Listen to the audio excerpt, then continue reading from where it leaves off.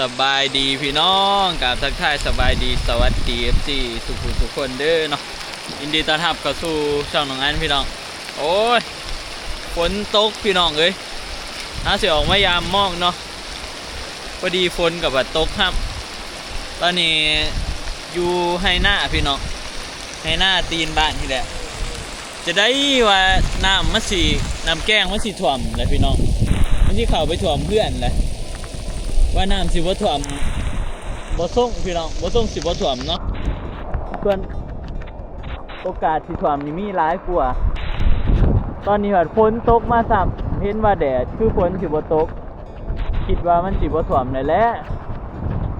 แต่ว่ามันก็ตกลงมาอีกบนตีนี้มีแต่เตรียมเก็บของจะหน่อยไปตอนนี้เฮามายามมองอยู่พี่น้อง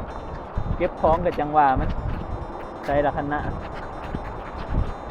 คันหน้าก็เบื่อ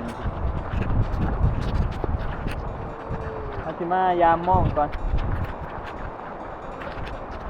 เก็บของน้ำหลังโอ้ย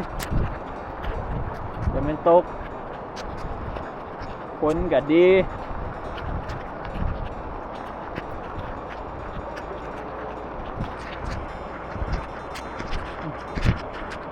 ใส่เสื้อฝนมายามเลยพี่น้อง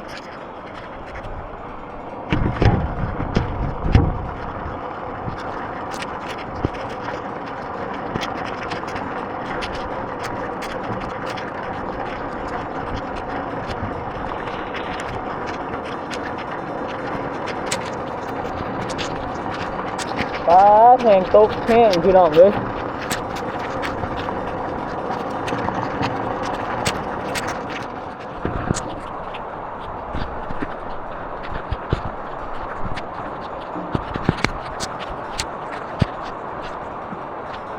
มาพี่น้องตอนนี้ก็มาหอดบอลสียามเลยเนาะนี่เฮาย่างมาตั้งแต่พูดแหละพี่น้องเดี๋ยวลักมองเขาอยู่นี่แล้วสียามให้พี่น้องเบิ่งอันนี้ปลาตัวนี้ยามมาแล้วเนาะหากับ2 ตัวเดี๋ยวมาถามเบิ่งมองหัวนี่สิถือกัวพี่น้องสีย่อให้เบิ่งก็ซะย่อให้เบิ่งก็ถือหรือบ่ถือ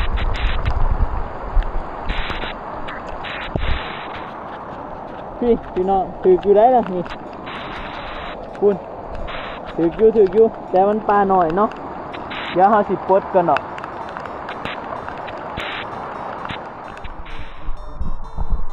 พี่น้องตอนนี้เรายามองมาได้ชุดละวันตัวหนึ่งยังไปทางนะ สวัสดีเด้อพี่น้องเด่นก็ได้หลายตื่นร่องมาถอกร่วมกันไหมนี่เจอซุ่มนี้ซุ่มปลาหน่อยเดี๋ยวกระติกไปเรียบร้อยโอ้ยดูฟีเบ้อฝนตกมึงอย่านี่พี่น้องบ่แห้งๆมันนึงตกอยู่ได้ดีกระบูกระไรดีเจ้าหน่อยสิเดเมื่อเก็บของได้พี่น้องน้ำมันกำลังมากดิน้ำกำลังขึ้น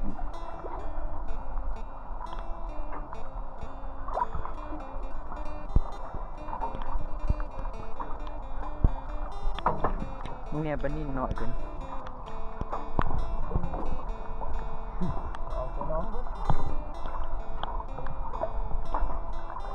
ปลาออกแต่น้องพี่น้องเพราะว่าเอาวัวท่านเนาะเข้าบริจูบเอาลายได้ปลาฮะออกไปจะว่าเป็นร้อยถูกประจักษ์กลัวท่านบอกกลัวเป็นร้อยกว่าตัวกลัวเนาะขนาดถ้าใส่หม้อซื้อๆมันได้13 โลพี่น้องเอ้ยจะเสียดายปลามันจะสิถึงมองแน่ออกแน่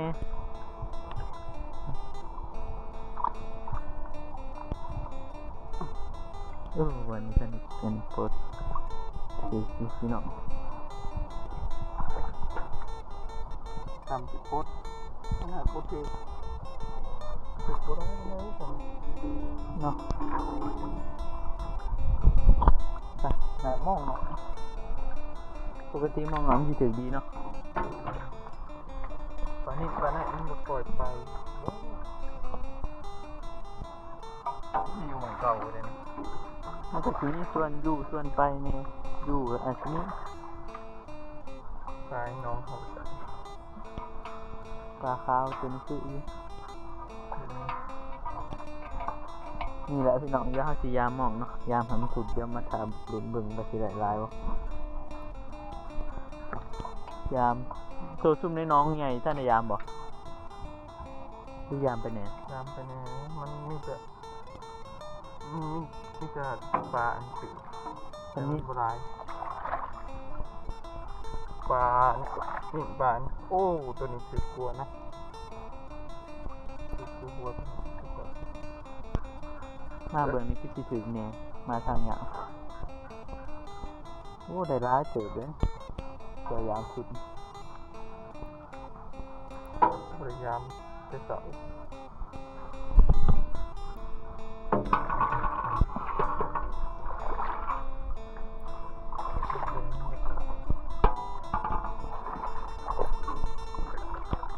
หนักขึ้นใบขนาดเนาะ แป๊บเดียวพี่น้องที่หอดตีนเหือนนะคือสิบ่ได้ย่อขึ้นเทิงเหือนเนาะของเฮาย่อซ้ำมันบิดอันนี้ก็ได้ซ้ำมันบิดซ้ำครึ่งหนึงบ่ต้องหาจะขึ้นเทิงเหือนนะน่าจะมาบ่ไหวขนาดนั้นน่าจะบ่ถ่วมแห้งขนาดนั้นเด้มันก็ยังแกะคือเก่าอยู่เพียงแต่มันตกผ่านไปซื่อๆเลย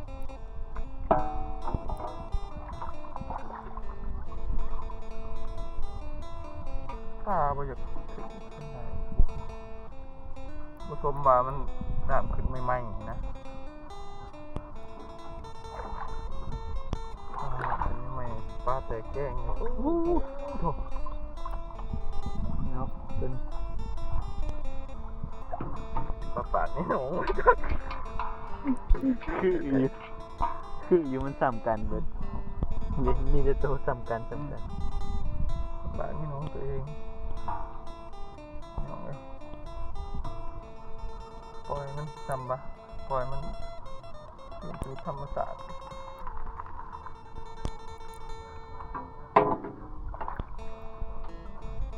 ครบกับ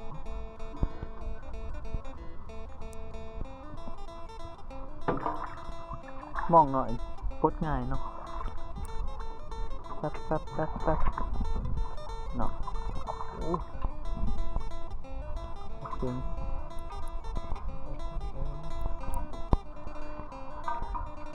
มีขนาดเนี่ยปลา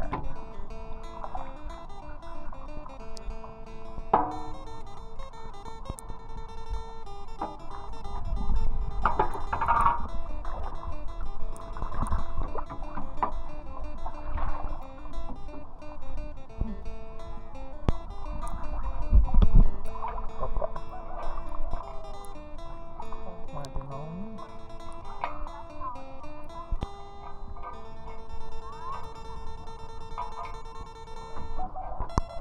อุ๊ยมึงที่พี่น้องเนี่ยไปสุดสายหูสายตาหนาว เดือนหนัก น้ำแกงเบิดนี่มันหลวงมากน้ำเตะมันไหลเข่าแล้วมันหลวงมาไว้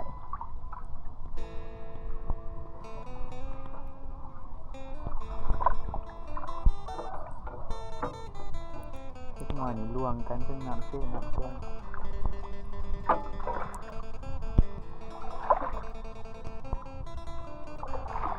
ผัดฟิวไปปุ๊บมันมาอยู่ข้างหน้านะ โอ้กระปูดูงาม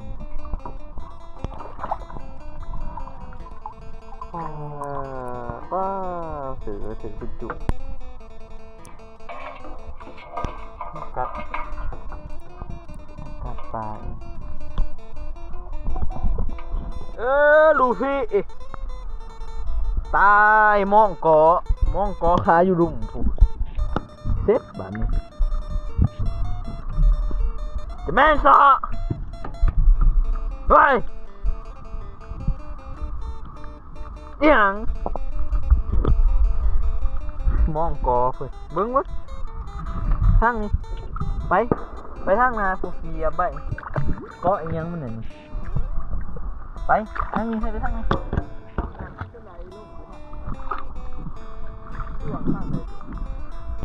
เฮ้ยยืนก็เป็นยืนท้องขาน้ำไหลลูกยืนท้องขา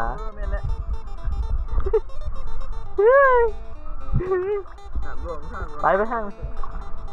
ดึงมองขึ้นมาใหม่เนี่ยเกาะมันอย่างเขายิงนกยิงหนูเห็นไหมยิงหนูไปมาลูกฟิล์มไปเมื่อผีทางนี้เกาะ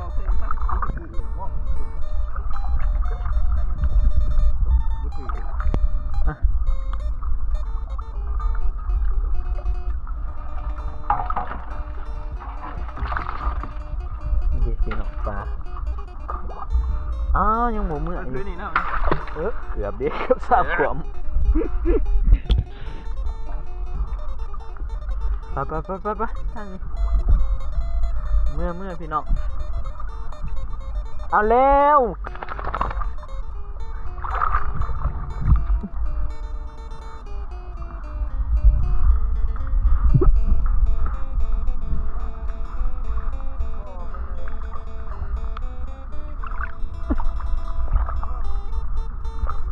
พี่น้องเอาพี่ไปเด้อไปพี่น้องฝนสิตกยามมองแล้วแหละขึ้นฮะบัดนี้ได้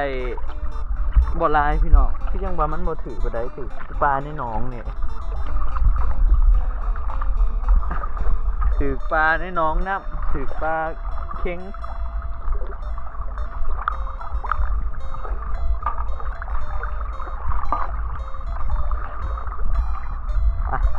ขึ้นไปผมดูผีก็พอมาดูผีก็มองเบิดนะมันหยาดมันเลาะฝนกระตกพี่น้องเดี๋ยวสิพาพี่น้องไปเบิ่งว่าน่ะมันหอดใจแล้วเนาะเบื่อแถวตีนเพื่อนเนาะไก่เลยได้พี่น้อง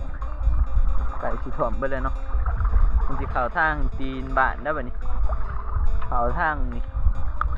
เดี๋ยวเอาตู้เย็นขึ้นเนาะอาจจะบ่ได้เอาขึ้นเพื่อนพี่น้องเพราะว่าฝนมันก็คือจะเอาแล้วถือเลยพี่น้องหาก็ถือเล่นรถจะได้แต่มือเดียว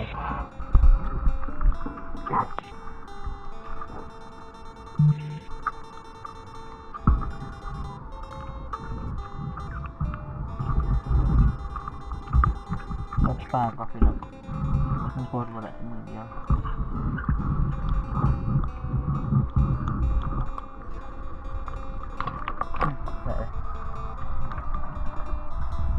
ถือไปจับ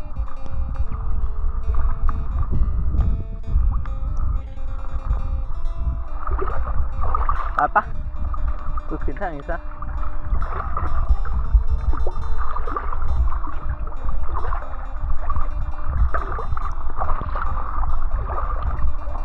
พี่น้องขึ้นพูดเดี๋ยวที่พาไปเบิ่งนะอยู่เบื้องแถวตีนนั่นเนาะแถวตีนเพื่อนมันสั่นได้เลย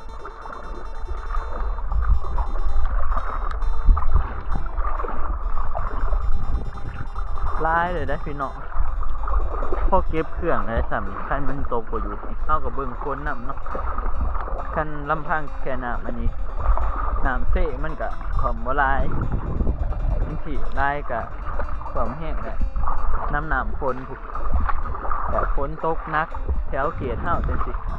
มันก็สิความแห้งสิเนาะนี่เบิ่งสีเขาหอดเหล่าวันนี้เดี๋ยวได้นี่หอดเหล่าน้อยๆได้นี่เขาเบื้องนี้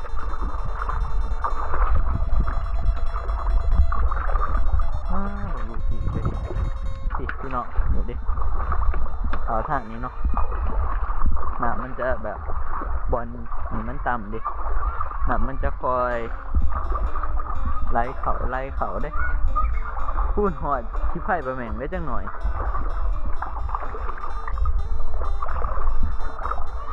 ท่วมกะล่างประแมงแม่นท่วมเพื่อนเฮาเนาะแม่นไหลเขาเพื่อนเฮาถ้ามันหอดกะล่างน่าจะหอดเนาะกะล่างเพื่อนนี่น่าจะไหลเขา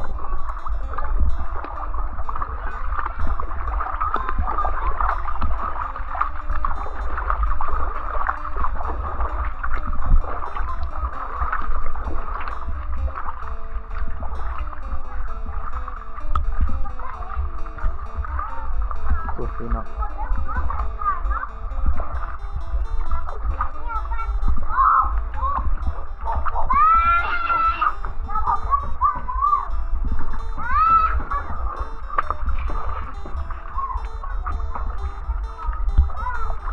โอ้สาระถ่วมเลยพี่เนาะ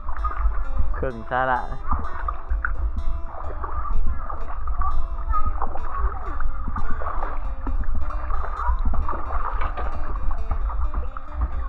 ไอ้เพิ่งมาเบิ่งปลาไอ้เพิ่งมาเบิ่งปลาได้น้อยหนึ่ง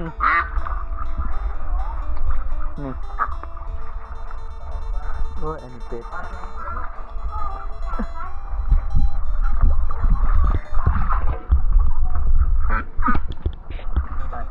ดิโอ้ได้น้อยหนึ่ง คิงว่ะ ปลาคิงกับปลาในหนองนะปลาขาวหยานปลาในหนอง ปลาในน้องปลาขาว ไปเมื่อแรกป่ะน้อง ไปเมื่อแรก ลายเนี่ย บริยามบ่ตัวออมน้องไว้ ยามไม่น้อยยามเป็นไงดิดูสิยามอีกได้ไล่เติบดิสิหน่อยพี่ หอดเดินนี่นะเฮ้ย ว่าไอ้โอ้เป็นชั่วโมงเออมันจะกินหมดสบายดี เป็นชั่วโมงวะ เด้อ จะจับ เบิ้ง โอ้ ไอ้ปักตั้ง ปัก แต่ ไว้ 13 โมง 40 นาที อืม ตอนนี้14 โมง26 อืม มันกระโดนเติบแล้วมันจะขึ้นใกล้ๆนึงนะมีปักประมาณนี้แหละยืมที่อยู่ทำนี่นะปักไว้ อืม เรือมันขึ้นแล้วนี่ขึ้นอยู่บยุทธ์บ่เศร้าแล้วนี่ ปักอีกนิดนึง แต่คือ2 คือเอ้า 2 คือ ไล่เติบพันตี ว่ามันก็แจ้งนาทีเป็น40 พยานเพื่อหอดมือแรกนี่ไล่นี่ไล่เขา ไล่เขา ท่านนี่พี่น้องเอ้ยบ่อยากหรอกยังคนขึ้นกับคนขึ้นซ้ำหนึ่งมันก็บิดแหละเพราะว่าฝนบ่ได้ตก มันบ่ได้ตกขึ้นชั้นหนึ่งเนาะ ขึ้นซ้ำบ่ขึ้นซ้ำขึ้นเตียงขึ้นหยังมันก็บิดแล้ว แม่นแหละ บ่ฮาจะขึ้นเทิงเฮือแต่ว่าคันมันตกแห้งนะคือสิได้คนขึ้นเทิงเฮือนี่พี่น้องมันจะนอนมันไหลเข้ามาตามนี่หัวมันสิอยากนำอีหยังมันสิอยากนำพงสีพี่น้องนี่พงสีจังซี่นักเป็นนักพี่น้องเอ้ยพงสีแล้วก็ตู้เย็นตู้ซักผ้าเนาะมันสิอยาก2-3อย่างเห็นเพราะว่ามันหนักคอมเพรสเซอร์แอร์นี่บ่ได้เอาออกดอกเพราะว่ามันล้างได้เนาะสร้างเขาเจะว่าคันมันตกถึกน้ำก็แช่ได้แต่ว่าก่อนเฮาสิใส่เฮาต้องให้สร้างแอร์เขามาล้างแต่ว่านี่บ่ถึงน่าจะขึ้นบ่ถึงเนาะของนี่อันนี้ก็ยังท่านได้เก็บในคลิปไฟเฮา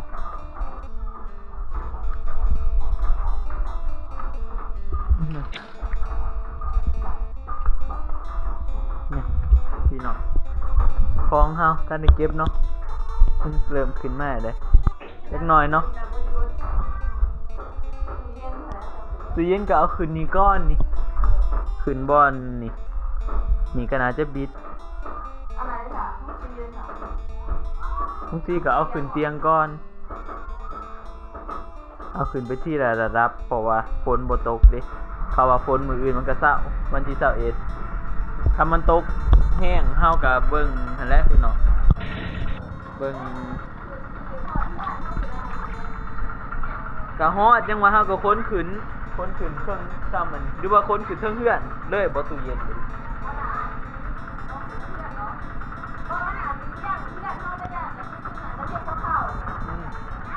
นั่นแหละแต่คิดว่าประมาณนั้นแต่สูงสุดก็น่าจะเพียงหัวเข่าพี่น้องถึงบ้านแล้วจะเอารถไถไปไหวได้เนาะเอาไปขึ้นวัดอยู่แล้วพี่น้องเตรียมแล้วพี่น้องเอ้ยน้ำท่วมมาก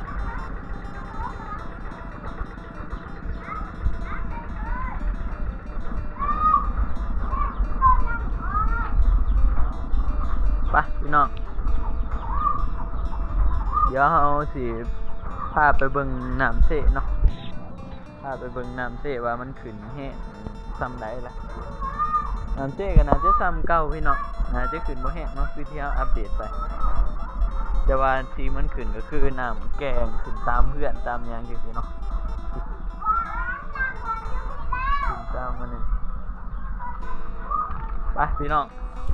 ตัวนี้หายามตัวสุ่มนี้มีแต่ปลาในหนองเลยจะเสียดายมันไปเสียดายทำบริมันเอามันจะว่านี่บอท่านมันนำขึ้นไว้ลายตอนนี้ก็ยังแบบสีเก็บคลองเลยพี่น้องก็มานำขึ้นไว้เนาะไปพี่น้องแล้วก็สำหรับคลิปนี้ก็สิได้เบิดเพียงสำเนียงเนาะน้ำก็เริ่มสีได้พากันเก็บคลองเลยเนาะ